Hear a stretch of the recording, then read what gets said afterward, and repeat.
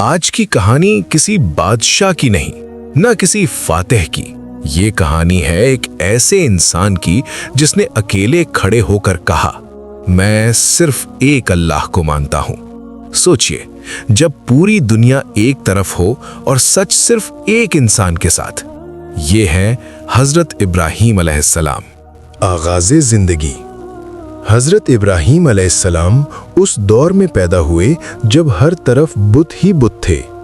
لوگ اپنے ہاتھوں سے پتھر کے بت بناتے، پھر انہی کے آگے جھک جاتے۔ یہاں تک کہ حضرت ابراہیم کے والد آزر بھی بت بناتے اور بیچتے تھے۔ مگر ابراہیم کا دل یہ سب قبول نہیں کرتا تھا۔ وہ اکثر خاموشی سے سوچتے تھے کہ جو خود بنے ہوں وہ خدا کیسے ہو سکتے ہیں۔ جب یہ بات نمرود تک پہنچی تو اس نے ابراہیم علیہ السلام کو دربار میں بلایا۔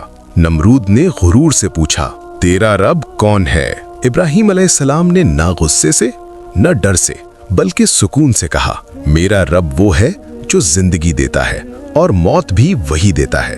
نمرود بولا، یہ تو میں بھی کر سکتا ہوں۔ تب ابراہیم علیہ السلام نے بس ایک بات کہی، میرا رب سورج کو مشرق سے نکالتا ہے، اگر تو سچا ہے تو اسے مغرب سے نکال کر دکھا۔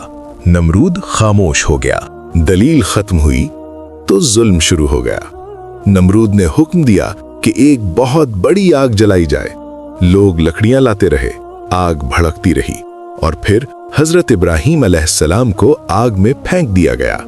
لوگ سمجھے سب ختم ہو گیا، مگر آسمان سے حکم آیا، اے آگ، ابراہیم پر ٹھنڈی ہو جا اور سلامتی والی بن جا۔ اور آگ جلانے کے بجائے گلزار بن گئی۔ یہ منظر دیکھ کر کچھ دل جاگ گئے، مگر نمرود نہیں جاگا۔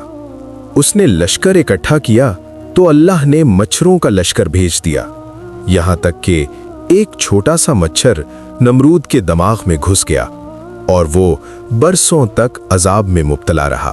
حضرت ابراہیم علیہ السلام اپنی اہلیہ حضرت سارہ کے ساتھ مصر پہنچے۔ فرعون نے غلط نیت کی مگر اللہ نے حفاظت فرمائی۔ بعد میں حضرت ہاجرہ عطا کی گئیں جن سے حضرت اسماعیل علیہ السلام پیدا ہوئے اور حضرت سارہ سے حضرت اسحاق علیہ السلام۔ ایک رات خواب آیا، پھر دوبارہ، پھر تیسری بار حکم تھا، اپنے بیٹے کو قربان کرو۔ ابراہیم علیہ السلام نے بیٹے سے پوچھا۔ بیٹے نے جواب دیا، ابا جان، جو اللہ کا حکم ہے وہی کیجیے۔ یہ لمحہ صرف قربانی کا نہیں تھا، یہ ایمان کی بلندی تھی۔ جب چھری چلانے لگے تو آواز آئی، اے ابراہیم، تم نے اپنا خواب سچا کر دکھایا، اور ایک مینڈھا نازل ہوا۔ اللہ کے حکم سے حضرت ابراہیم اور حضرت اسماعیل نے خانہ کعبہ تعمیر کیا، ایک ایسا گھر جو آج بھی لاکھوں دلوں کو جوڑتا ہے۔ حضرت ابراہیم علیہ السلام نے طویل عمر پائی اور قدس خلیل میں آرام فرمایا۔